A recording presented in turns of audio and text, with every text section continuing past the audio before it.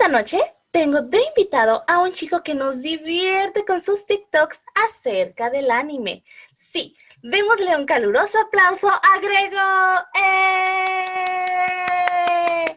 Gracias. Bienvenido, Grego. Es un gusto para los Kelicious y para mí tenerte con nosotros esta noche. Eres colombiano. Eso es Cuéntanos cierto. alguna anécdota de tu infancia que sea chistosa, que te acuerdes y te haga reír. Siempre me divierten como los accidentes, pero que no terminan en cosas malas, ¿sabes? O sea, como accidentes donde meses después terminan hasta riéndote, ¿sabes? Entonces diría que una de las cosas más divertidas es que con mi hermano nos gusta, en la casa de mis abuelos, teníamos un trampolín. Y nosotros jugamos mucho a sumos, como a agarrarnos y a lanzarnos como al trampolín y el que se quedara en pie, el que ganaba. Y un día ambos como que nos fuimos a chocar y saltamos al tiempo y nos chocamos en la cabeza y yo me partí la nariz y o sea, fue muy divertido, pero yo siempre la he pasado muy bien con mi hermano y diría que en las anécdotas más chistosas de mi infancia las tengo con él. Pero wow, me imagino que tenía la adrenalina full y por eso te dolió, no te dolió, en ese momento te echaste a reír o ¿qué pasó? Pues es divertido porque, o sea, sí me eché a reír porque pues estuvimos como, o sea, no es como que se me haya roto la piel, se me rompió el hueso nada más, Oh, pero yo me eché a reír, obviamente, pues la nariz es un sitio muy sensible, entonces yo, o sea, yo lloraba, ujú. pero me reía al tiempo porque pues había sido divertido, ¿sabes? Entonces no, o sea, no me molestaba mucho. Ya después, como 1 o 2 días después, ya me di cuenta de que pues sí me había roto algo, pero Wow, bueno, pero en el momento la afortunadamente todo adrenalina salió nos bien. ayudó. Exactamente. Fíjate que ahora que mencionas de fracturarte o algo así, yo hasta ahorita no me he fracturado nada. Pero sí me acuerdo que una vez cuando estaba en Henderson era época de nieve y ya como que se había ido la nieve y había quedado como tipo, no sé si llamarlo escarcha o es como ese hielo muy delgadito. Sí, sí, sí, claro, sí. Entonces haz de cuenta que yo según estaba checando, ¿no? Dónde estaba, dónde había agua o dónde se miraba medio raro. Y había un lugar que según yo se miraba súper seco. Y dije, pues por aquí voy. Entonces al momento de yo tratar de caminar allá, o sea, como que dar un paso grande, me terminé resbalando porque era hielo. En Claro, ese uy, qué momento horror. En ese momento yo llevaba un termo, porque no me acuerdo dónde íbamos, llevaba un termo, Ajá. me resbalé y no te miento, el café se fue así, mira, como así, así, como en cámara lenta, yo me fui para atrás, el café se fue así, el líquido se fue así bien curviadito y todo el show, Ay, no, qué caí, locura. caí y yo vi cómo cayó el café junto conmigo y parecía tipo cascadita. O sea, yo me ¿En quedé serio? contemplando el café, cómo se miraba de esa forma tan artística. Si hubiera habido una música, me imagino que sería como una música clásica de fondo en la caída, las clásicas Qué caídas, genial. ¿no? Ajá, y mi Claro. mamá bien preocupada, y creo que también una americana estaba bien preocupada, así, ¿estás bien? Porque pues se ve aparatosa la caída, ¿no? Así como, ¡paz! Pero en mi mente era como tipo cámara lenta, y yo no me dolió, o sea, no sentí nada. Yo solamente estaba apreciando cómo el café daba esa curva y caía como cascadita. No, fue una locura. Yo estaba Qué feliz. divertido. Sí, estaba súper divertida. Yo estaba así contemplando, toda perdida. ¿Y qué tienes? Levántate. Y yo, no, es que estaba contemplando el café. Está mirando el café, genial. Sí, sí, y hasta ahorita es de que nos acordamos y nos da risa porque se quedan, ay, de veras contigo, porque eres así. Yo, es que se me hizo bien bonito, dije, no me puedo perder ese momento. Y es que lo que tú mencionas, ¿no? O sea, hay momentos que no te los puedes perder. ¿Cuáles son tus caricaturas favoritas de los noventas? Tengo que empezar aclarando que realmente yo no viví en ningún momento en los noventas. Yo soy de 2003. Ujú. O sea, digamos, las caricaturas que me alcanzaron a tocar fueron ya las de finales de los noventas. Yo, por ejemplo, nunca alcancé a ver en televisión Los Caballeros del Zodiaco, Mm. o Sailor Moon, en su efecto. Yo, por ejemplo, diría que mis caricaturas favoritas podrían ser los Looney Tunes, o sea, siempre me divirtieron. Tom y Jerry, maravillosas, sí, o sea, siempre me hacía reír. Me gusta también Ed, Edd y Eddie, me pareció un poco como bizarra, no sé, o sea, como que no entendí muy bien el concepto de la adolescencia cuando era pequeño, pero me pareció divertido. Y Scooby-Doo, Scooby-Doo creo que sería mi favorita. De hecho, creo que ha habido creepypastas, ¿no? De Eddie Eddie. Miles. ¿Te quedas tú? No, mi infancia, ¿qué está pasando?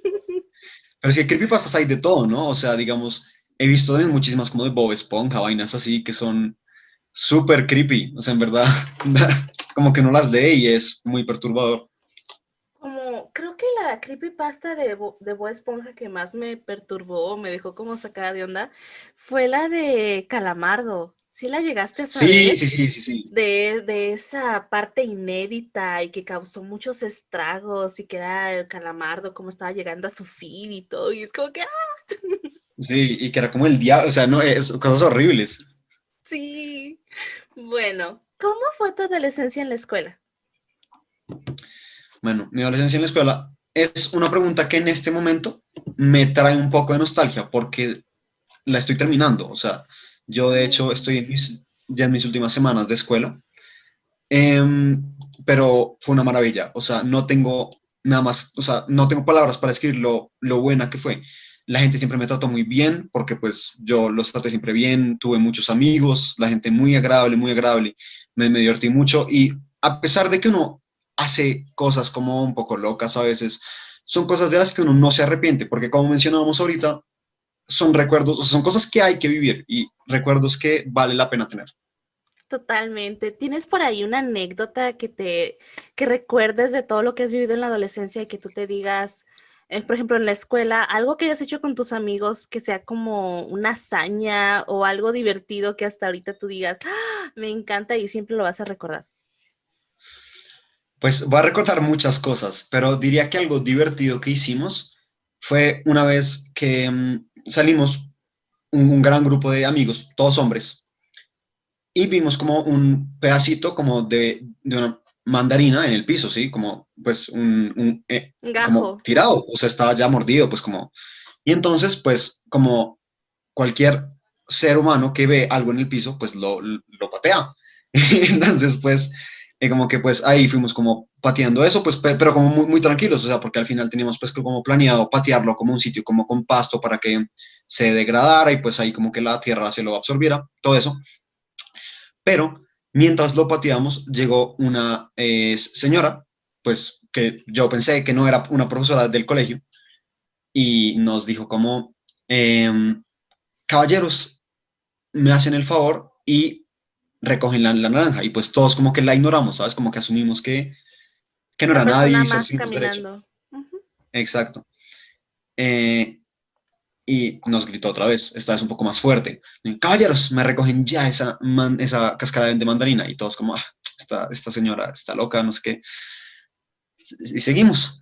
Y entonces, o sea, como que seguimos caminando, ya no escuchamos a la señora y empezamos a escuchar como un toqueteo, como y era la señora que venía corriendo en tacones y nos metió una grita y nos dijo, caballeros, me hacen el favor ya mismo de ir a recoger la naranja y vienen a hablar conmigo ya. Y nosotros, bueno, está bien. Entonces fuimos a hablar con ella, como ahí. Y la señora tenía como esta muletilla, pensaría yo que es, que nos decía mucho caballeros, mucho, o sea, repetía eso mucho, refiriéndose pues a mis amigos y a mí.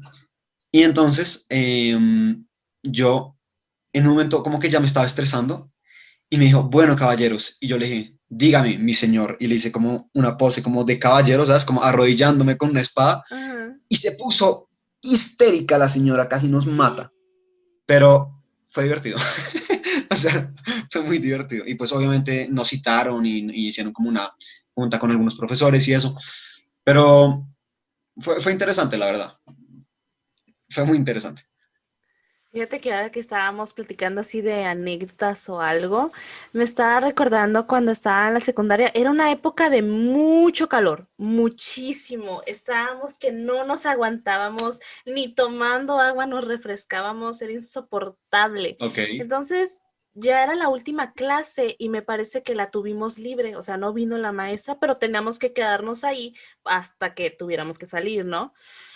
Entonces, hicimos guerra de botellazos Guerra de botellazos. contra todos, botellazos, nos aventábamos el agua y andamos, acabamos todos empapados, pero fue divertidísimo y Pero qué estábamos risa y genial. risa, sí, y fue una de las últimas hazañas o anécdotas que hicimos antes de graduarnos, o sea, ya era como que ya, lo último de lo Ay, qué último. genial. Sí, fue muy divertido, la verdad. Y me recordaste ahorita cuando mencionas con tus amigos y todo eso, dije, oh, y todos los del salón, ¿eh? O sea, no quedó ni uno exento. O sea, todos agarramos Qué genial. el mismo mood y a jugar entre todos y así. Son de esas cositas, volvemos al punto, ¿no? De que uno recuerda con cariño y se queda como que, siempre, una de las mejores etapas siempre va a ser la escuela porque nos ayuda a formarnos, nos ayuda a formar el carácter, la personalidad y nos enseña bastantes cosas. A ver, cuéntanos, De acuerdo. actualmente, ¿qué estás diciendo, vas a terminar la secundaria o la preparatoria? Corrígeme. La verdad, no sé muy bien la diferencia entre esas dos, porque, o sea, en Colombia, digamos, no tenemos esas definiciones, pero es decir, ya voy a pasar a la universidad. No sé cómo se le llama en Ok, México. sería la preparatoria, estás terminando la preparatoria y vas a la universidad. ¿Ya tienes en Exactamente. mente qué es lo que quieres estudiar o todavía estás en ese camino? De hecho, tuve una crisis horrible y estuve dudándolo por mucho, mucho, mucho tiempo. Pero al final voy a decidir que, o sea, ya decidí que estudiaré narrativas digitales y me gustaría enfocarme también en diseño o animación. Entonces, me gustaría poder trabajar para una empresa o hacer mis propios diseños, mis propias animaciones. Y bueno, quién sabe, tal vez me iré a Japón algún día y trabajar para una empresa de animación me encantaría. Fíjate que eso es muy interesante. De hecho, es de las carreras del futuro. Porque ahorita ya se sabe, ¿no? Las empresas saben que tienen que conectar con las personas, que tienen que acercarse a ellos de una manera más moderna, no de la forma tradicional. Y la manera en que una persona tiene retención es en base a la animación, en base a los dibujos. Wow, Es la forma más rápida y productiva de que alguien te va a tomar atención con dibujos. Y hablábamos un poquito antes acerca de que TikTok, por ejemplo, maneja lo de los 60 segundos y una persona en este tiempo moderno, para tú que capte tu atención, son 60 segundos. Fíjate desde dónde va, qué locura, wow, es una locura. Entonces, fíjate de dónde va el punto psicológico también de, ok, ¿cuánto puede retener la persona? Ok, en base a eso, vamos a hacer que todo nuestro modelo, por ejemplo, de negocio, se base en eso. O sea que la animación tiene mucho futuro, no solamente porque te puedes dedicar a lo que son las mangas, por ejemplo, o los animes, sino también puede ser en base a realidad virtual, también a claro, realidad aumentada. Son esos, vamos a estar escuchando los videojuegos, simplemente ahorita también eso va a tener mucho auge. Entonces, hay muchas vertientes donde te puede servir bastante lo que es la animación, el diseño, la narrativa, por ejemplo, es importante uno para poder comunicarnos con los demás, hacerlo de una manera correcta, asertiva, ¿no? Entonces, claro. la narrativa ayuda a eso, a que tú explores cómo realmente puedes dar un mejor mensaje a tu comunidad. Entonces, perfecto, aquí te encomiamos, te damos la patadita de la suerte y vas a ver que te va a ir súper bien. Muchas gracias. Estoy cruzando los dedos. Ojalá. Vas a ver que sí. Ahora, cuéntanos acerca de tu gusto por el doblaje. Wow, ok. Es una pregunta un poco compleja, diría yo. O sea, es un sueño, digamos, que tengo un poco frustrado. O sea, no sé si lo alcance, si lo alcanzaría estaría muy bien, pero pues digamos que no. O sea, no me molestaría no ser como el mejor, porque pues como que ya asumí que pues es complicado, pero la verdad, no adquirí el gusto hace mucho. Sin embargo, me gusta mucho hacer doblaje porque me encanta poder transmitir emoción a través de la voz. Yo siento que la voz y el cómo uno se comunica, cómo uno se mueve, dice mucho más de uno que lo que uno realmente dice. Y me encantaría poderle como dar voz a personajes que me gusten y, o sea, realmente me parece que si yo pudiera tener como, o sea, poder escuchar mi propia voz como en un personaje como chévere, como que me guste, siento que sería un sueño cumplido, honestamente.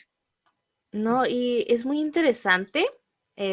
Más adelante platicaremos acerca del doblaje, pero definitivamente hay algo que me llama mucho la atención ahora es esto de los audiolibros, porque ahorita estamos en un tiempo el tiempo es oro, ¿no? O sea, mientras más podemos maximizar nuestro tiempo y hacer bastantes cosas a la vez, mejor aún. Entonces, leer libros siempre se recomienda y es como que tu primera opción, ¿no? Lee libros porque así vas a aprender cómo redactar mejor, cómo comunicarte Claro, mejor, etc., etc. Pero en este momento que vivimos en una era de rapidez y pronto, los audiolibros están tomando muy buen auge. Y aquí viene lo del doblaje, la narración, todo eso. Entonces, es otro campo muy amplio donde le podemos dar voces y hacerlo vívido. Y hay eso estaría genial. personas, sí, hay personas que incluso pues les cuesta, ¿no? Tienen como déficit de atención, de estar prestando atención a la lectura y cosas así. Y el punto de los audiolibros es bastante útil porque ellos van escuchando y como va habiendo sonidos de fondo, porque un audiolibro no solamente tiene la voz del narrador, sino la voz de los personajes, la Los ambientación. sonidos, claro. Exactamente, entonces como que eso logra envolver al lector y hace que se quede más tiempo. Entonces también hay mucho para dónde hacerle en el mundo del doblaje. Sí, totalmente. Ahora cuéntanos, ¿qué significa para ti ser exitoso? Wow, o sea, esta sí me pareció complicada, pero a ver, diría que para mí ser exitoso reside principalmente en ser feliz. O sea, yo tengo unas metas específicas en la vida y sé que si las cumplo, o sea, sería feliz y sería exitoso. Yo, por ejemplo, sueño con tener una familia, un buen trabajo, sueño con que pues mis metas como académicas y laborales se cumplan. Y yo sé que si tengo eso, podré no ser la persona que más dinero gane en el mundo, pero seré muy feliz. Y sé que con esas cosas yo ya me considero como exitoso en la vida, ¿sabes? Y pudiendo dejarle ese legado a otras personas, como de que la felicidad es el verdadero éxito, ese es, eso es para mí el éxito. Fíjate que te sigo bastante porque antes yo tenía la creencia de que cuando tú decías, ¿qué es el éxito? A mí me venía a la mente pues un CEO, una persona que está en lo Sí, top de negocios, etc., etc. Para mí esa era la definición de éxito. Pero una vez estaba en una plática y un muchacho le comentó a otra persona que cómo estaba y le dijo a esta persona que se había casado. Y esta otra persona le dijo, wow, eres exitoso, muchas felicidades. Y me, wow, y me quedó muy presente eso, porque para mí no precisamente era eso, pero tiene todo el sentido del mundo, porque como tú ya lo mencionas, es eso que te haga feliz, que te haga completo, que tú te sientas establemente bien, o sea, que tu estabilidad esté al 100, que todos tus niveles estén al 100. Esa es una forma de éxito. Entonces, yo claro, ya tenía lo de la belleza y el arte subjetivo y podríamos agregar el éxito. El éxito es subjetivo porque lo que para una persona significa éxito, tal vez para otra no. Y no está mal, al contrario, porque el éxito depende de la propia persona, lo que para él significa exactamente. el éxito. Entonces es algo que me quedó muy grabado y son de esas cosas, ¿no? Que uno va adquiriendo con el tiempo. Y es a lo mismo que quiero llegar contigo. Dinos alguna lección de vida que tengas muy presente. Pues realmente yo creo que una lección que aprendí fue más a través de experiencias propias, y digamos, la frase me la inventé yo y siempre que puedo se la digo a la gente, o sea, ser bueno es gratis. Esa es la lección de vida más importante de todas. O sea, cuando uno es bueno, uno literalmente no está perdiendo nada y le estás haciendo un favor a alguien más. Si eres una buena persona, solo te toma 5 segundos de tu vida y podrías hacerle el día a alguien más. O sea, literalmente no se pierde nada. Entonces, si no hay nada que perder, ¿por qué no ser bueno? Fíjate que tienes mucha razón. Y hay algo que también lo acompaño yo ahí, que tiene mucho que ver con trata a los demás como quieres que te traten. Entonces, eso acompaña al Sí, ser bueno, porque ¿cómo vas a tratar a, o sea, cómo quieres que te traten a ti? O sea, como tú quieres ser tratado, debes tratar a los demás. Y no es tanto hablando de karma o algo, pero es como si fueran principios de vida, porque están ahí invisibles, no los vemos, pero claro, suceden en algún punto de tu vida. Todo lo que tú haces termina retrocediendo a ti, o sea, regresa a ti. Y no es tanto que sea karma, pero es como esas leyes invisibles de la vida, donde como uno actúe, va a regresar a uno. Es curioso eso me quedó también muy sí. presente. Ok, Es muy interesante y realmente, de hecho, muchas culturas hablan de eso de maneras diferentes. Por ejemplo, en el cristianismo se llama la regla de oro, en el budismo y en el hinduismo se le llama karma. O sea, son cosas muy, muy interesantes. A mí sí, personalmente me encantan. bastante. Menciónanos a alguien o algo que te inspire. Bueno, a mí, como menciono antes, pues la gente buena en general me inspira demasiado, o sea, como la gente de buen corazón. Muchos personajes me inspiran, tanto digamos como ficticios como reales. O sea, me inspiran personas como mi propio papá, Martin Luther King Jr. y pues personajes como de anime o de series como Jonathan Joestar, o Tanjiro Kamado o Superman. Y, o sea, sabes, como que todos esos tienen algo en común que son buenos y para mucha gente se han convertido en símbolos de esperanza. O sea, cuando alguien es el símbolo de esperanza para alguien, no puedo imaginarme un mayor honor que eso, ¿sabes? Como que tú para alguien seas lo que esa gente quiere ver en el mundo. Wow. Ahora, cuéntanos de los libros, películas, series, videojuegos que te gusta ver o leer. Bueno, de series, pues como mucha gente, yo creo que ya sabrá, me gusta el anime en general. JoJo's Bizarre Adventure especialmente, que si no se lo han visto, deberían vérselo. Pero también me gustan mucho las series de superhéroes, por ejemplo, Jóvenes Titanes, me gusta Invincible, que es una que salió hace poco. The Voice es súper interesante también. Películas me encantan, sagas pues muy como de, pues friki, entre paréntesis, pero me fascinan. Por ejemplo, Star Wars, El Señor de los Anillos, Ah, la saga de Alien, me encantan, me fascinan. Y me gustan mucho, o sea, que es, o sea, súper contrastando con estas, me encantan las de vaqueros. Las películas de vaqueros me parecen geniales. Y de videojuegos, diría que me gustan mucho los de pelea, como los de lucha, ¿sabes? Como Ghost of Tsushima, que trata sobre ser un samurái, es increíble. God of War, que es, bueno, básicamente ir cortándole la cabeza a todos, o sea, tiene una historia muy buena, eso es reducirlo mucho, pero es divertido. Mortal Kombat me gusta, Spider-Man me parece un juego muy bueno. Y libros me gustaba mucho leer ficción histórica, o sea, como por ejemplo El hombre en el castillo o cualquiera de los libros de Santiago Posteguillo, son increíbles. Los libros de fantasía me gustan mucho, como los de Mijael Ende, son muy buenos también. Y de historia en general, como para aprender un poco más. Y bueno, el manga me encanta. Y pues el último manga que me he leído es Chainsaw Man, que me pareció buenísimo. Lloré también, o sea, es increíble, deberían leérselo. ok, retomemos un poquito el tema de Star Wars. A ver, ahí Cuéntame, hay, cuéntame. hay cierta tela que tenemos que cortar.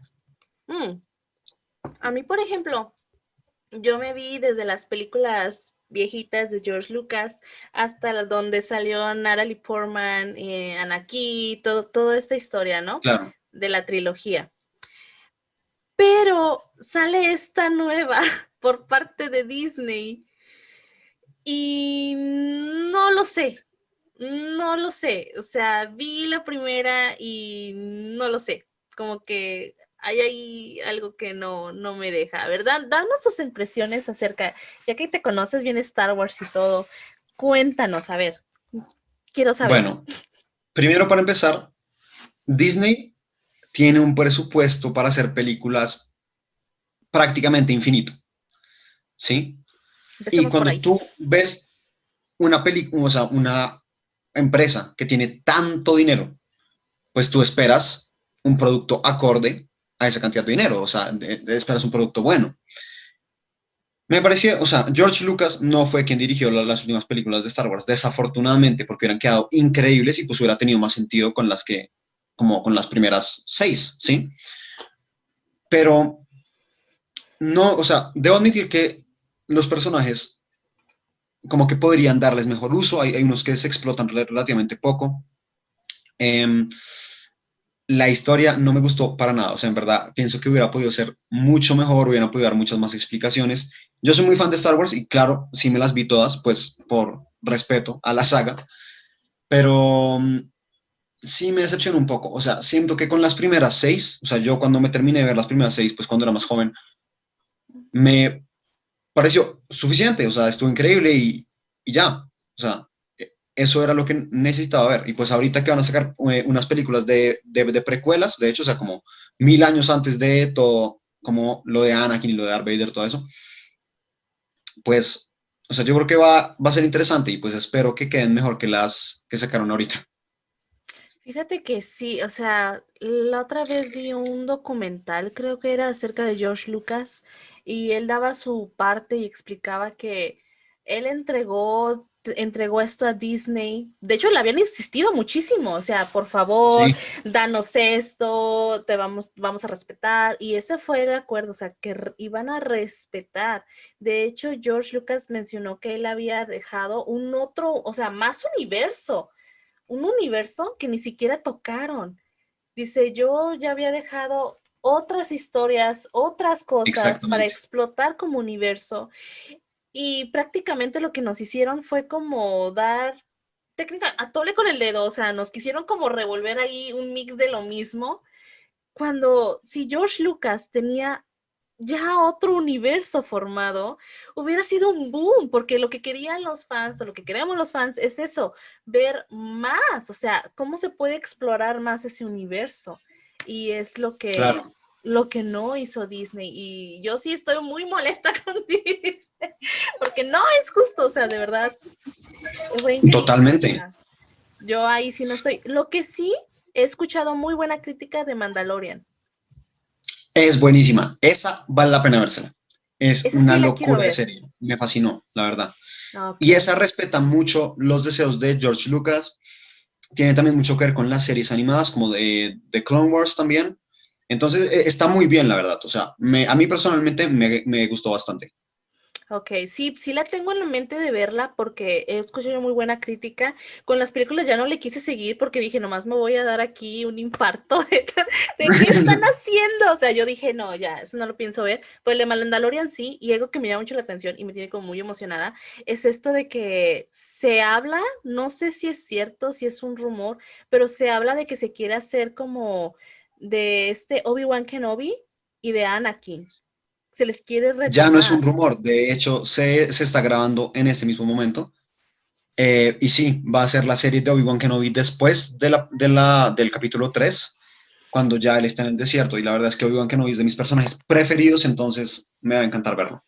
Sí, sí, sí, eso es lo único que digo como que, ok, está bien, ok, estaría ahí el Sí, pendiente. Y más porque van a ser los mismos actores, como que sí, esa es genial. la emoción, sí, es como que, ok, a mí me hubiera encantado, no sé, que hicieran como un universo paralelo, yo qué sé, de Natalie Portman como la princesa Amidala, no sé, algo de Padme, que hicieran algo ahí. O sea, yo sé que es Sí, imposible porque pues murió, pero de todas maneras me hubiera gustado como que jugaran un poquito más con ella porque creo que es una gran actriz y creo que hizo un muy buen papel dentro de Star Wars. de acuerdo. O sea, yo la verdad, las primeras, o sea, digamos, las primeras, pues las precuelas o sea, el capítulo uno 2 y 3 de Star Wars, me encantaron por los actores, o sea, quedó increíble, la historia es muy buena, o sea, y lo que más critica a la gente de esas películas es que usaron mucho CGI, que pues obviamente es cierto, digamos, se sobreusó el CGI, pero es increíble, o sea, realmente se contrataron una cantidad de actores buenísimos. Fíjate que ahorita me estaba acordando, hablando un poquito de cosas turbias que sucedieron con Star Wars. El chico, el niño que actuó de Anakin en la primera película, ¿qué te pareció su Ajá. actuación? ¿Qué te pareció su papel? O sea, el Anakin como pequeño, ¿sí?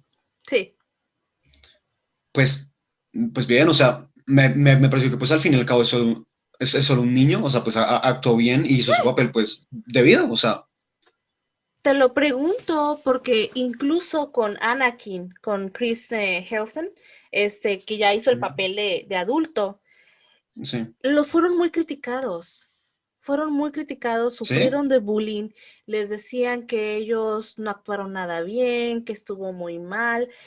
E inclusive el pequeño Anakin sufrió tanto bullying en la escuela que sí quedó muy afectado por esa situación. Eso es algo que yo no sabía. Yo me enteré hace poco ¿en de que serio? le habían Wow, hecho bullying por la película. Era un niño y todo el mundo le hacía bullying. Tú te quedas, ¿cómo se atreven a hacerle bullying qué a un horror. niño? Y aparte lo hizo precioso. A mí me encantó su personaje. Me daba mucha Sí, risa por esa química que hicieron con Natalie Portman, ¿no? Que andaba todo coquetito y sí, así con total, ella. Fue muy chistoso, fue muy divertido y siento que fueron muy rudos, muy agresivos con un niño que no se lo merecía y pues ahorita él, pues creo que pasó por terapia y todo para tratar de superarlo y son cosas que uno se wow, queda, wow, o sea, no me lo hubiera imaginado.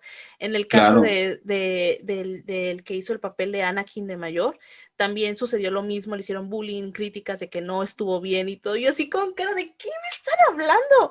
Él fue un estuvo gran increíble, actor, estuvo increíble, fue el sí, máximo. O sea, yo no comprendo a veces cómo la gente, y no se dan cuenta. O sea, lo peor del caso es que a veces la gente habla por hablar y arremete contra otras personas y no se dan cuenta del daño que realmente le pueden hacer a alguien. Porque para ellos quizás son 5 minutos de decir lo que piensan y hasta ahí y despotricar, etcétera, ¿no? Pero no saben sí, realmente el efecto que pueden hacer en esas personas. Ahorita afortunadamente se está retomando lo de él, de que actúe otra vez en esto con Obi-Wan Kenobi, que a mí me ay, qué parece bien, estupendo, me parece genial, pero sí es algo curioso y para pensar, que hay que tener mucho cuidado con uno cómo se expresa o cuando uno habla de alguien, tener en cuenta no lastimar, o sea, dar críticas constructivas, pues no destructivas. claro, eso es muy cierto. Bueno, cambiemos abruptamente de tema, ya hablamos un poquito de Star Wars. Ahora, ¿hablas alemán, inglés y español? ¿Algún tip que nos puedas dar para aprender idiomas? Sí, de hecho, sí puedo darles un tip que me sirvió, o sea, nunca me lo enseñaron, pero me sirvió mucho para aprender inglés. Desafortunadamente no alcancé a hacerlo con alemán, pero me sirvió muchísimo para poder aprender inglés. Eh, Básicamente, lo que deben hacer es meterse de lleno en la cultura. O sea, no solo como aprendan inglés, sino, por ejemplo, entérense de cómo es la vida de un americano promedio, ¿saben? O sea, entérense cómo les gusta hacer las fiestas, qué les gusta hacer, quiénes son los como artistas más conocidos en como músicos o lo que sea en Estados Unidos, de qué hablan sus canciones, porque muchas veces las canciones tienen referencias a la cultura. O sea, y esto suena muy tonto, pero, o sea, sigan páginas de memes en inglés, porque todo esto, o sea, como todo está, porque si ustedes reciben el mismo tipo de información que recibe un americano promedio, se les va a ir construyendo en la cabeza como una identidad civil americana. O sea, ustedes van a entender tanto de la cultura americana como cualquier otro americano. Entonces, eso es lo que deben hacer, o sea, o sea, no solo aprendan en el colegio ni repasen cómo es la escritura, métanse de cabeza en la cultura, o sea, aprendan a través de la gente que realmente esté allá y entérense de lo que realmente pasa allá. Ese es el mejor tip que me hubieran podido dar a mí. Totalmente de acuerdo, e inclusive ahorita en Netflix estaba checando así las series y hay uno de reality show que tiene que ver, era de MTV, era del 2000, no sé si era 4 o 14, ya no me acuerdo, pero era por los 2000. Entonces, ese reality show trata de encontrar a su pareja perfecta. Es un programa totalmente en Ah, ok. inglés y con subtítulos. Entonces trata de encontrar a su pareja perfecta. Si logran, son 20 personas, 10 mujeres y 10 hombres. Entonces tienen que adivinar o tienen que lograr saber quién es su pareja perfecta. Y si logran adivinar quiénes son y se forman las 10 parejas de la forma correcta, se ganan $1 millón entre todos. Entonces, Ay, qué genial.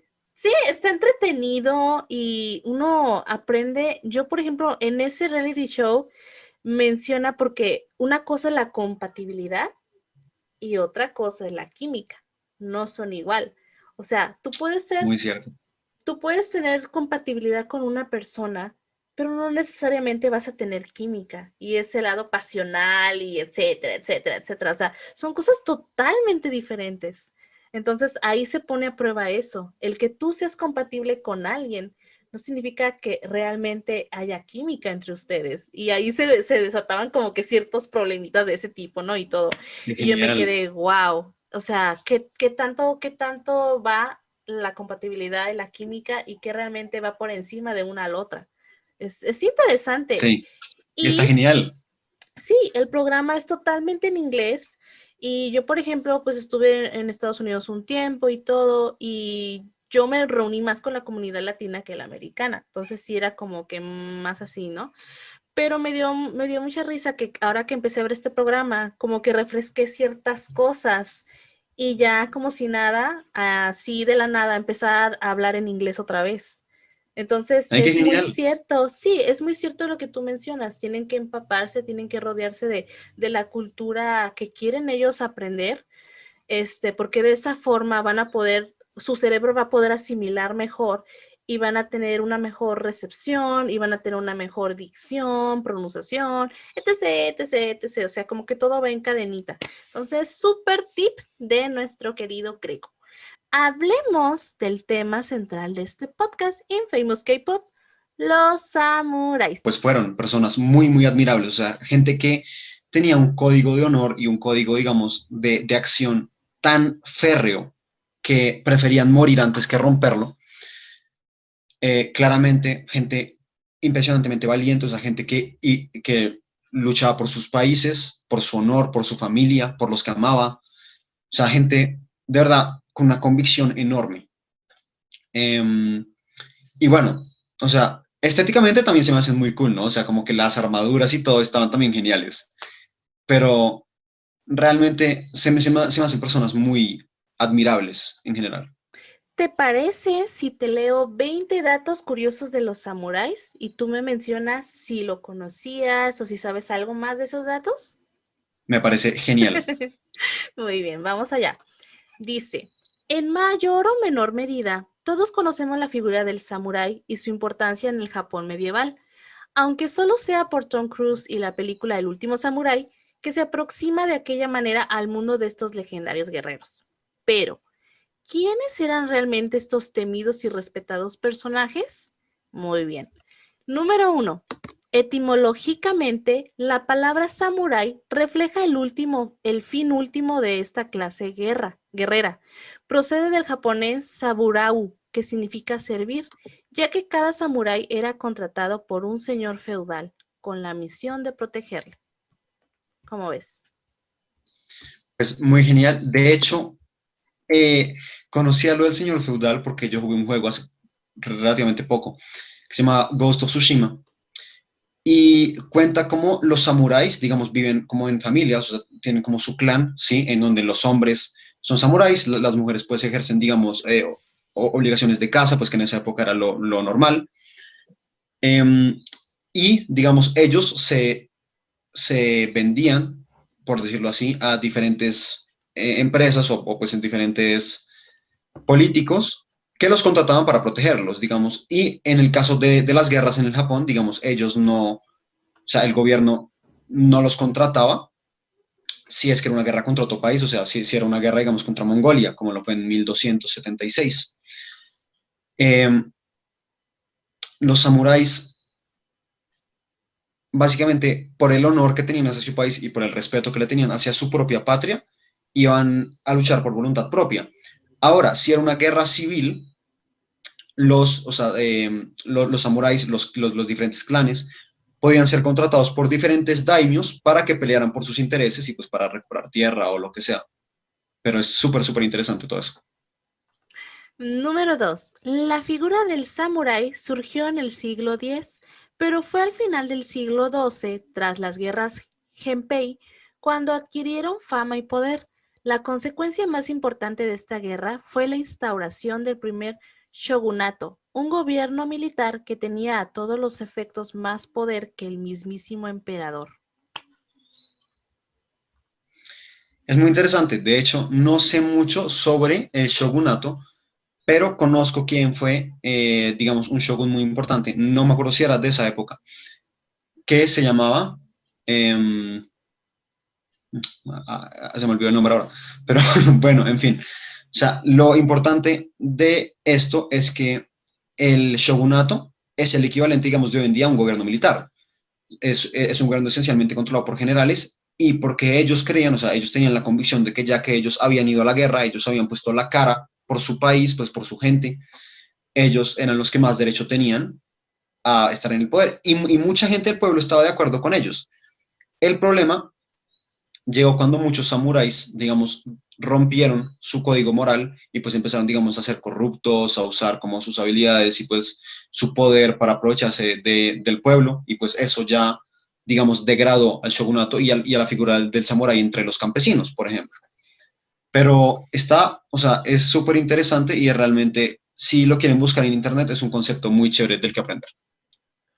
Y vamos a hablar exactamente de ese detalle. Los samuráis, número 3, los samuráis seguían un estricto código de normas morales, el Bushido, camino del guerrero. Este estilo de vida estaba basado en siete virtudes: justicia, coraje, benevolencia, cortesía, honestidad, honor y lealtad. Si un samurái fallaba y se alejaba de este camino, se consideraba deshonrado y por tanto debería cometer o harakiri. Exactamente. El Bushido es a mí un concepto que me gusta mucho. Yo, digamos, rijo mi vida en mayor medida por eso. Tiene siete virtudes, como mencionaste, son Gi, Yu, Jin, Rei, Makoto, Meiyo y Tsugi, que son justicia, coraje, compasión, respeto, honestidad, honor y lealtad, creo. Sí, Entonces, o sea, son unas virtudes súper, súper interesantes.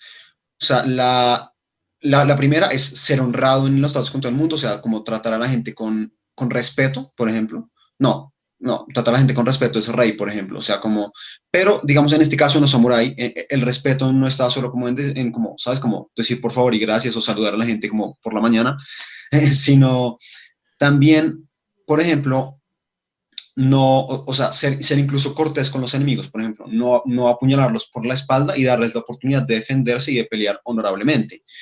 También está el coraje, que es importante, que es como alzarse sobre las masas y que es preferible morir parado que vivir arrodillado ante alguien. La compasión, que me parece súper importante, o sea, yo soy una persona muy compasiva. La honestidad, o sea, que básicamente en los samuráis era más como que si un samurái prometía algo, como que la gente tenía que asumir que eso se iba a cumplir porque el samurái, pues como que la palabra era irrompible. El honor, que pues es el más conocido por todo el mundo. Los samuráis eran gente súper honrables y lo interesante del Bushido es que el honor no estaba regido por una cantidad de personas, o sea, digamos que no es como que una corte dijera como esto es honorable y esto no, sino que el honor dependía de cada samurái, o sea, ellos tenían que saber qué era honorable y qué no, y si ellos consideraban que hicieron algo que no era honorable, pues ellos mismos cometían el harakiri, que pues es esencialmente suicidarse para, para, digamos, mantener este honor o para recuperar el honor perdido en vida. y de eso vamos a hablar a continuación. Número 4, harakiri. Sí, era una práctica muy común entre los samuráis caídos en desgracia o deshonrados. Se trataba de un ritual de suicidio, también conocido como seppuku. El término harakiri significa literalmente cortarse el estómago, y es que el ritual consistía básicamente en esto: un suicidio público en el que el samurái se rajaba el estómago con el cuchillo corto. ¿Por qué el estómago? Este ritual se realizaba para recobrar el honor y la creencia popular era que la mente residía en esa parte del cuerpo y era la forma de purificar sus pecados. Exactamente. De hecho, los samuráis siempre a cualquier lugar que iban, siempre llevaban su katana, que era su espada pues para luchar, y su tanto, que era el cuchillo corto. Ese cuchillo corto nunca se usaba para pelear, siempre se usaba en el caso de que tuvieran que suicidarse, para que se suicidaran. Incluso los enemigos, digamos, sea guerras civiles entre samuráis en el antiguo Japón, los enemigos respetaban este deseo de muerte y le respetaban el honor a la gente. Y lo interesante de esto es que, o sea, según la creencia popular, eh, ellos, o sea, eso es todo un ritual, ¿no? O sea, tú tienes que escribir, como haz de cuenta, una pequeña poesía, por decirlo así, te tienes que arrodillar, te quitas como la ropa que lleves pues de la cintura para arriba y con una espada, con la katana, no, con el tanto, qué pena, te abres el vientre. Claro, esto es dolorosísimo a morir. Entonces hay una persona que se les para al lado con una katana y que cuando la persona que se está, digamos, cometiendo el seppuku, como que les dé una señal, esta persona le va a cortar la cabeza para pues evitar que sufra. Se consideraba en la cultura popular de la época que entre más pudieras abrirte el vientre sin que te cortaran la cabeza, era, digamos, más honrado, era como estar dispuesto a sufrir por lo que uno había hecho.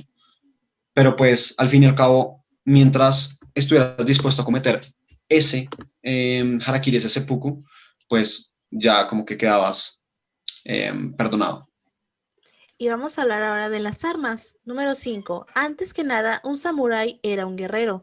Dominaban los combates de todo tipo, aunque el uso de las espadas, en especial la katana, era su especialidad.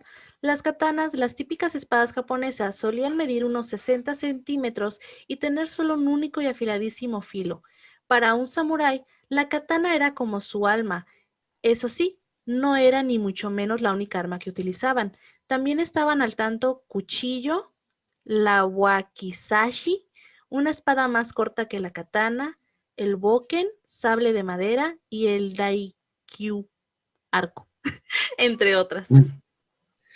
Sí, o sea, básicamente lo de las armas, yo de hecho tengo una katana absolutamente real, yo la mandé a hacer, Wow. incluso, o sea, incluso tiene nombre, pues es una katana negra, me encanta, y tiene como una pequeña serpiente en el mango. Entonces, o sea, el nombre que yo le puse a la katana es Yoruno Heavy, que es serpiente nocturna, que me encanta, o sea, sí siento que es un nombre todo como chévere. Y de hecho, cuando un samurái perdía su katana, también tenían que cometerse el seppuku, porque precisamente la pérdida de su alma significaba la pérdida de su honor. Entonces, si perdían la katana, tenían que también abrirse el vientre. El tanto, como te lo menciono, el cuchillo, no era tanto para hacerle daño a otras personas, sino para recuperar tu honor. El arco, o sea, habían, digamos, clanes, pues como te digo, son como familias, ¿no? Pues había, digamos, clanes especializados en arquería, o sea, clanes que eran buenísimos disparando el arco, porque pues eso es lo que les enseñaban a usar. Incluso algunos clanes contrataban como personas de otros clanes para que les enseñaran a usar el arco. La espada más corta, yo digamos nunca he tenido la oportunidad de ver una, solo he visto katanas, no sé qué tanto se hubieran usado, es muy posible, y el boken, que es digamos, la espada de madera, no se usa, o sea, digamos, no se usaba tanto como arma porque pues es muy poco letal, pero se usaba para que los jóvenes, digamos, y aquellos quienes estaban aspirando a ser samuráis practicaran entre ellos. Tan importante o más que la espada era la armadura. Todas las batallas comenzaban con un ritual para colocarse la armadura, la cual consistía en varias piezas: el kabuto, casco que protegía la cabeza, el mempo, máscara que tapaba el rostro, y la armadura en sí que, cuanto más importante y rico era el samurái, más detalles y peso llevaba. Exactamente. O sea, desafortunadamente las armaduras de los samuráis eran todo menos prácticas. O sea, eran súper, súper lindos. O sea, tú puedes ver alguna en un museo o en fotos, son preciosas, súper adornadas, algunas tienen cuernos, flores, muy lindas, pero son muy pesadas y normalmente complicadas para la persona que está dentro, digamos, moverse en ellas. El casco, pues, era útil, por supuesto, como en todas las culturas del mundo, todos los guerreros tienen un casco para protegerles la cabeza de, digamos, disparos o golpes. Digamos, la armadura de cuerpo pues era importante, sin embargo, como les digo, súper pesada y normalmente poco flexible. Y Práctica. la máscara no solo, o sea, digamos que no cumplía tanto el propósito de protegerse, sino de causar miedo. Por eso es que muchas máscaras de samuráis tienen colmillos o tienen como la nariz toda grande, porque la idea de esas máscaras es como parecer un demonio, un oni, como lo llamaban en esa época. Y para infligir miedo en tus enemigos. Número 7. Otro de los rituales más curiosos que los samuráis realizaban antes de una batalla era quemar incienso dentro de la máscara. El incienso es un símbolo de purificación y lo hacían por si durante el combate eran decapitados. Por si durante el combate eran decapitados. El primero en hacerlo fue Kimura Shegenari. Bueno, eso no lo conocía, ese es un dato de los samuráis que no conocía, pero se me hace muy interesante porque en Japón siempre ha habido digamos, en la cultura popular, como mucho fantasma, mucho como ser que Lo si muere de manera espiritual, ¿no? indigna, exacto, muchos espíritus. Entonces, pues digamos que entendería eso y pues me imagino que el propósito es para que si mueren, si los decapitan, su cabeza no vaya como por ahí, pues como atormentando a la gente, sino que solo pasen a la siguiente vida. Pero es muy interesante, eso no lo conocía. Número 8. Más allá de las artes del combate y de la guerra, los samuráis eran personas cultas que dominaban artes como la escritura y la caligrafía, la música, la meditación y hasta ceremonias tradicionales como la del té o del ikebana, arreglos florales. Gracias a todos estos conocimientos, una vez acabado el periodo del shogunato, la mayoría de los samuráis no cayeron en desgracia, sino que ocuparon altos cargos administrativos. Eso también o sea, es totalmente cierto. Y hay una cosa muy interesante que, digamos, ustedes, los que nos están escuchando, pueden pensar, ¿cómo va a ser la escritura un arte? ¿Saben? Porque pues al fin y al cabo, nosotros, por ejemplo, que tenemos un idioma tan relativamente sencillo, que es solo de 27 letras que se pueden juntar en diferente orden y dan diferentes pues cosas, o sea, pero los sonidos son el mismo. En cambio, en japonés hay 8000 kanjis y de hecho o sea, y de hecho una gran parte de la historia japonesa donde no existía el sistema de escritura, solo se comunicaban a través de imágenes. La escritura se los trajeron los chinos. Y ellos, o sea, hoy en día incluso hay muchísima gente que no sabe leer kanji, porque es muy complicado de aprender y solo se puede aprender en colegios. Entonces, en Japón, saber kanji, digamos, saber la escritura de estos, era no solo como para comunicarse, sino también era un arte. O sea, escribir en el antiguo Japón era un arte. Número 9. Existían unos samuráis que por algún motivo no pertenecían a ningún daimyo, ¿sí, no? Daimyo, Sí, señor feudal. Eran los conocidos como ronin o samuráis vagabundos. La leyenda más famosa alrededor de estas figuras es la de los 47 ronin.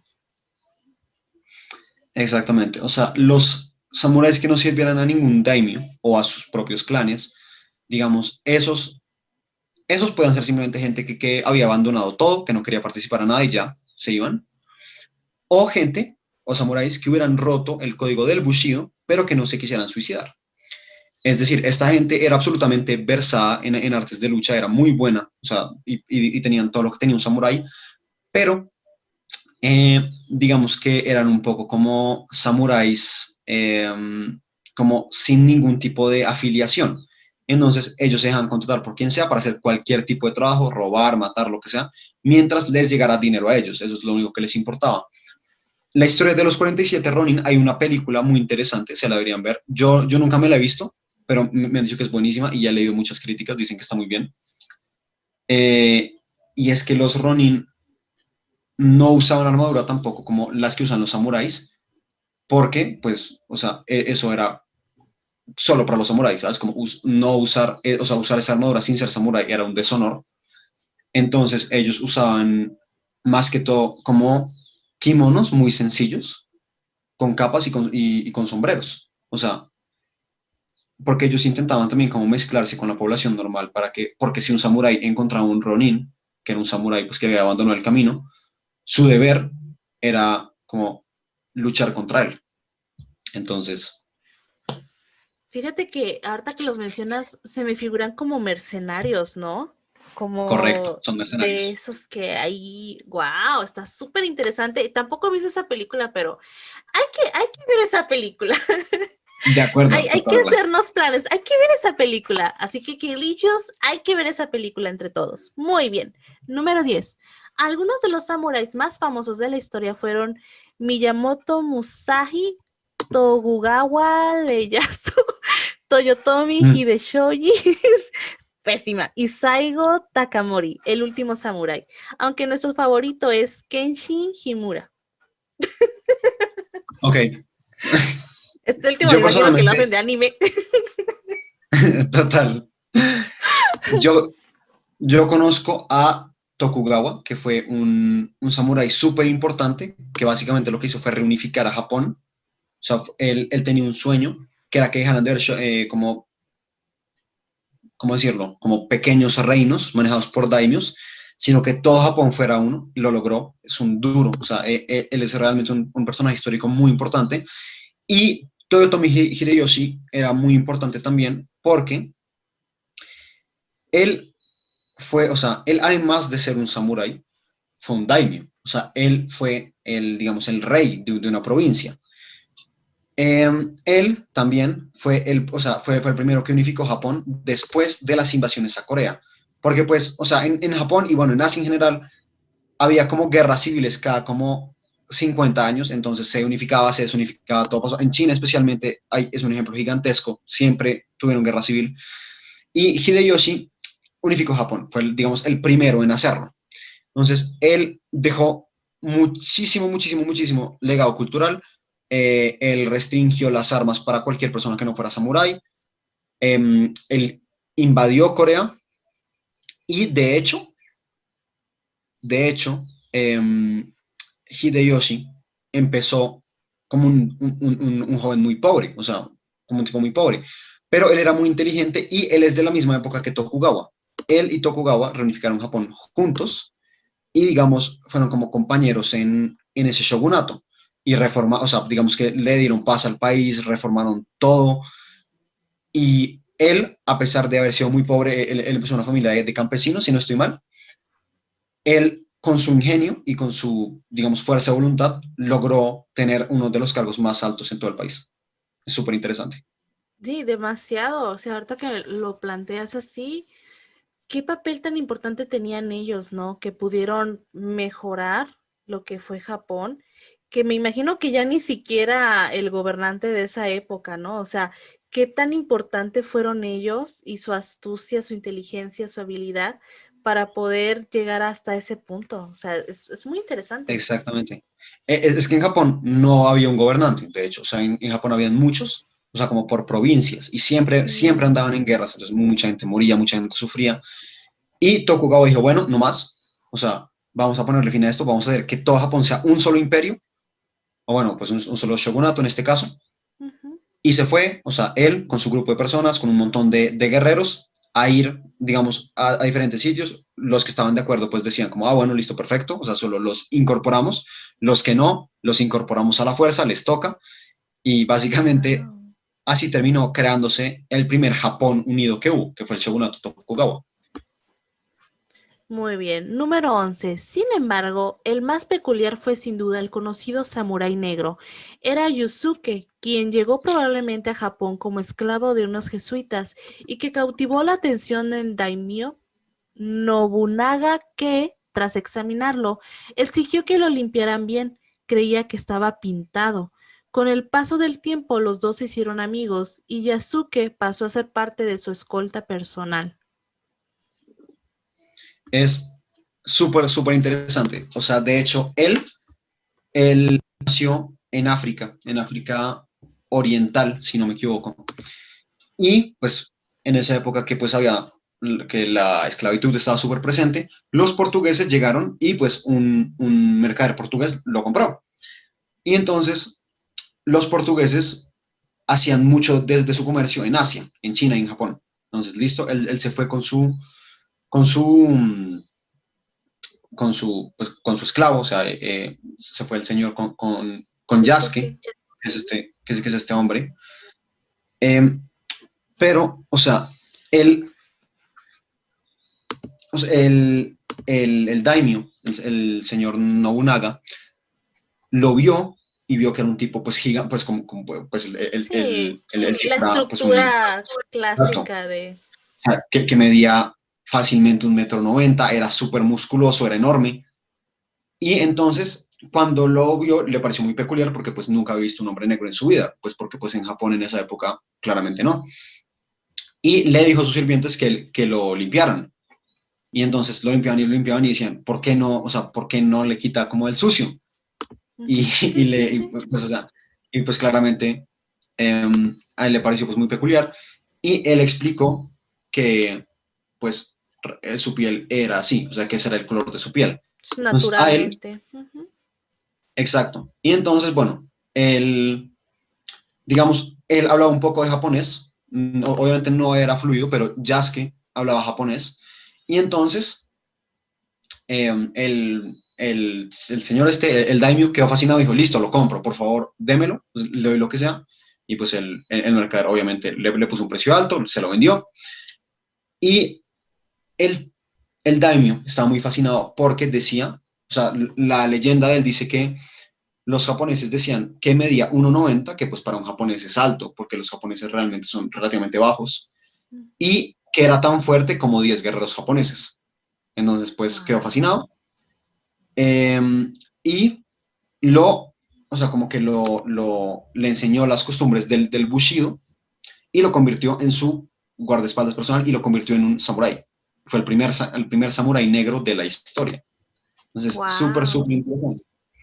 De hecho, si quieren, hace relativamente poquito sacaron en Netflix un anime de él, o pues obviamente está súper adaptado, o sea, tiene como robots y vainas así, como súper locas, pero es muy chévere. O sea, el anime se llama Yasuke, como el nombre del tipo, y Ok. también hay un anime que se llama Afro Samurai, que ya tiene un poco más de tiempo, que está basado también en él. Qué Entonces es muy cool. interesante. Sí, sí, sí. Número 12. También hubo samuráis occidentales, como ya mencionaste. Es el caso de William Adams, que además fue un importante asesor de Ieyasu Tokugawa o Edward Schnell, por citar dos. Sí, de hecho, la película de Tom Cruise, del último Samurai, creo que está basado también en él, pero no estoy muy seguro. Él básicamente participó él participó como en una guerra de su país, desde Estados Unidos, digo, de Gran Bretaña. Y bueno, o sea, él, digamos, era un mercader, ¿sí? O sea, él era un tipo que vendía prendas o pues como mercancía y se fue a Japón a vender, pues. Y entonces él llegó a Japón y no, o sea, de él sí no conozco muy bien la historia, pero sé que como que el shogun, o sea, Ieyasu Tokugawa, que es del que estamos hablando ahorita, quedó fascinado con él, con su inteligencia y pues con todo lo que hacía, y lo nombró un asesor personal. O sea, como pueden ver, como ya hemos hablado, Tokugawa estaba rodeado de personas súper interesantes y realmente tenía Sí. un gobierno bastante poderoso, muy, muy chévere. Y es lo que me imagino debe de hacer, ¿no? O sea, alguien de poder es exactamente lo que debe hacer, rodearse de gente realmente interesante, que sume y que pueda aprenderle, porque estoy segurísima de que incluso Sí, él total. aprendió bastante de ellos. Muy bien. Número 13. Otra de las curiosidades sobre los samuráis es que solo se podía acceder a esta clase por derecho de nacimiento, es decir, solo el hijo de un samurái podía optar a ser samurái. De hecho, así es, pero dependía mucho de qué tan conservador fuera el samurái. Por ejemplo, en el ejemplo de Yasuke, que estamos hablando ahorita. O sea, Yasuke era un hombre que no tenía nada que ver con Japón, nació en África. Incluso lo convirtieron en un samurái. Eso dependía mucho de la persona que estuviera dispuesta a convertir a otros en samurái, pero normalmente sí. O sea, normalmente ser samurái venía por derecho de clan. Número 14. ¿Y las hijas? Las samuráis mujeres no eran algo muy común, pero sí que existían. Eran las llamadas Onabugeisha. Hay que tener en cuenta que la sociedad japonesa, a diferencia de otros países asiáticos, siempre fue matriarcal. En su mitología, el nacimiento del país está basado en el mito de Amaterasu, diosa principal y creadora del mundo. En lugar de las katanas, las onas bugeishas usaban la naginata, una lanza de hoja curva muy guapa. Muy bien. Sí, exactamente. O sea, como yo te lo menciono, dependía mucho de qué tan, digamos, Conservador, ¿no? conservador fuera el samurái, pero había muchos clanes, muchas familias que tenían a sus samuráis mujeres, a sus geishas, que se dedicaban también a pelear. Y ellas no usaban, o sea, tengo entendido que si hay unas que usaban katana, por ejemplo, hay mujeres, por ejemplo, que digamos quedaban viudas, por ejemplo, por decirte algo. Y ellas, pues digamos, sí estaban entrenadas en el camino del samurái, tomaban la katana de su esposo y, digamos, se convertían en el líder del clan hasta que uno de los hijos estuviera preparado para tomar el puesto. Es súper, súper interesante. Bastante. Número 15. ¿Cuándo se acabó la época de los samuráis? La figura de estos guerreros perdió sentido a comienzos de la era Meiji y la consiguiente apertura del país al extranjero. Al no utilizarse más el antiguo sistema feudal, nadie necesitaba la protección de los samuráis. Sí, además hay que tener esto en cuenta. O sea, en el momento en que Japón se abrió a otros países, empezó a existir la pólvora, ¿sí? Las armas de fuego. Entonces, uno por mucha armadura y espada que tenga, si alguien te dispara, o si mucha gente te dispara, pues no hay mucho que puedas hacer. Pero realmente la idea del samurái dejó de existir a principios del siglo pasado, y mucha gente, digamos, el imperio japonés, ese que pues, tuvo tanta participación en la Segunda Guerra Mundial, venía muy inspirado por los principios del Bushido y por recuperar el honor que habían perdido en anteriores guerras y por haberse metido con otros países. Es muy, muy loco. Número 16. Hay quien asocia la figura del samurái con la del ninja, pero la realidad es que no tienen nada que ver. ¿Cuál es la diferencia entre ambos? Los samuráis pertenecían a una élite, eran respetados, cultos y seguían un código de honor, mientras que los ninjas eran esencialmente mercenarios de clase baja y gran habilidad guerrera. ¿Te suena Hattori Hanzo? Seguramente será por la película de Kill Bill, pero realmente fue uno de los ninjas más temidos de su época.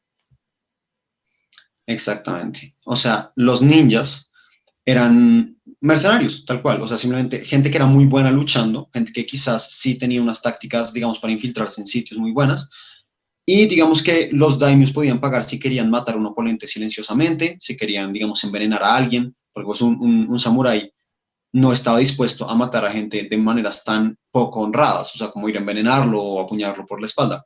En cambio, un Tan samurái, traicioneras. exactamente, tan traicioneras. Pero un ninja estaba dispuesto a hacer lo que fuera por dinero, o sea, mientras él ganara dinero y no muriera, no le molestaba. Número 17. A diferencia de lo que se pueda creer, el número de samuráis en Japón no era pequeño. De hecho, se estima que hubo un momento en el que el 10% de la población pertenecía a esa clase. Eso sí, hay que recalcar que dentro de la clase había jerarquías y solo unos pocos alcanzaban el estatus más alto. Por ejemplo, solo los samuráis más poderosos podían cabalgar a caballo. Eso es correcto. Y bueno, o sea, es lo que te decía antes. Había familias enteras de samuráis, o sea, clanes enteros, podían ser hasta 20 personas por familia siendo samuráis. Y pues multiplícale eso por toda la gente que vive en Japón. Eso es mucha, mucha gente. Digamos, esa fue la época en la que Japón estuvo mejor defendida, por decirlo así, pero al mismo tiempo que más guerras tenían entre ellos.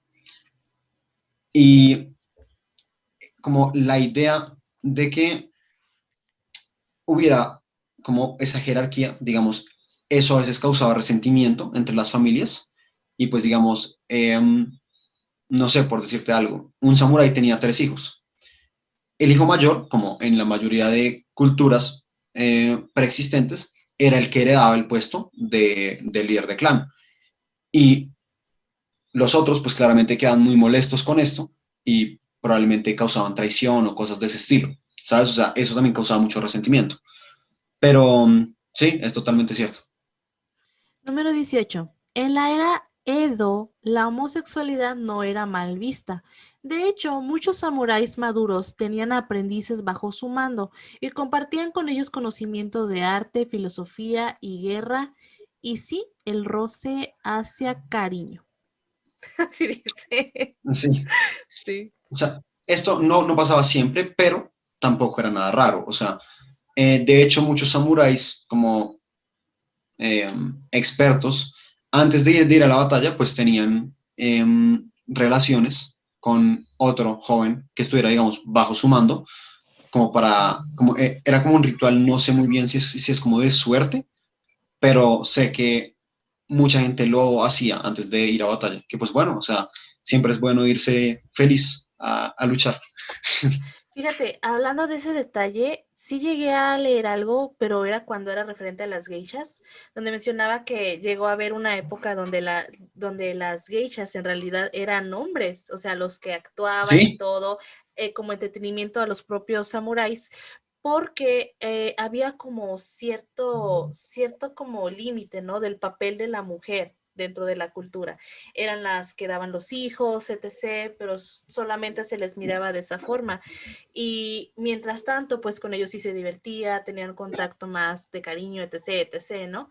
Y fíjate que algo que se me hace muy curioso tocando ese tema es que como hace poco, bueno, no tiene mucho, que vi un documental de cerca de Japón que mencionaba acerca de las parejas, ya cuando se casan y todo, cómo dejan de darles atención, ese cariño y las dejan de lado, porque para ellos la mujer es demasiado valiosa, demasiado preciosa, y casi casi la tienen como en una vitrina, en algo que no la toquen, nada, inmaculadas. locura.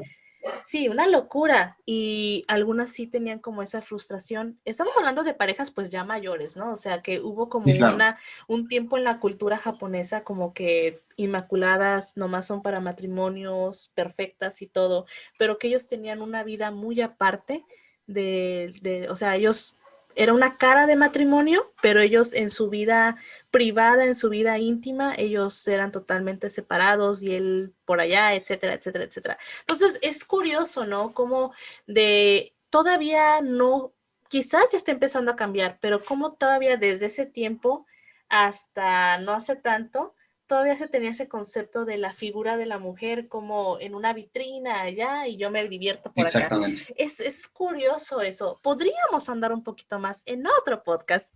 Muy bien. Número Me 19. parece. ¿Qué relación hay entre Darth Vader con los samuráis?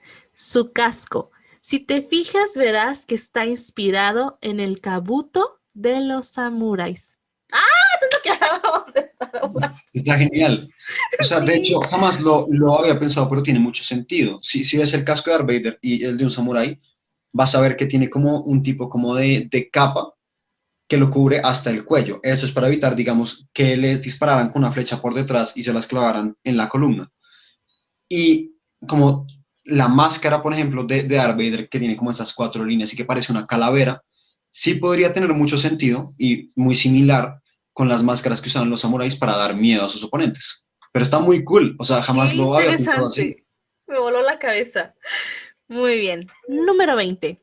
Si te gustan los cómics y quieres aprender más acerca de los samuráis, tienes que leer Rurouni Kenshin. En cambio, si quieres profundizar tu conocimiento sobre la historia y la filosofía de los samuráis con libros, te recomendamos estos: El camino del samurái de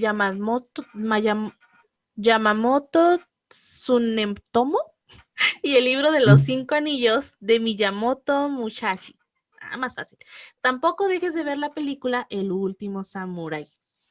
¿Cómo es? O sea, sí, yo también, digamos, puedo recomendarles, si quieren una historia súper interesante sobre un Ronin, o sea, esto ya no es tanto sobre samuráis, pero sobre Ronin, léanse un manga que se llama Vagabond, o sea, B chiquita Agabond. Es muy bueno, es una locura. Y les puedo recomendar, o sea, hay muchos libros de cultura japonesa que les puedo recomendar. Les puedo recomendar principalmente uno que compré hace poco. Dame un segundo y miro. Se llama Bushido, de Inazo Nitobe. Es muy bueno, o sea, es de un japonés que escribió las reglas del Bushido y cómo se entendía en esa época. O sea, es una explicación genial. Ese japonés nació a finales del siglo antepasado y en los Estados Unidos, pero él tenía muchos ancestros que habían sido parte de la cultura samurái, entonces él quería dejar estos conocimientos escritos para las futuras generaciones y está genial, o sea, vale la pena que se lo lean. Perfecto, pues con esto cerramos el tema de los samuráis y a mí solo me queda decir muchísimas gracias, Grego, por habernos acompañado. Ha sido un podcast demasiado interesante.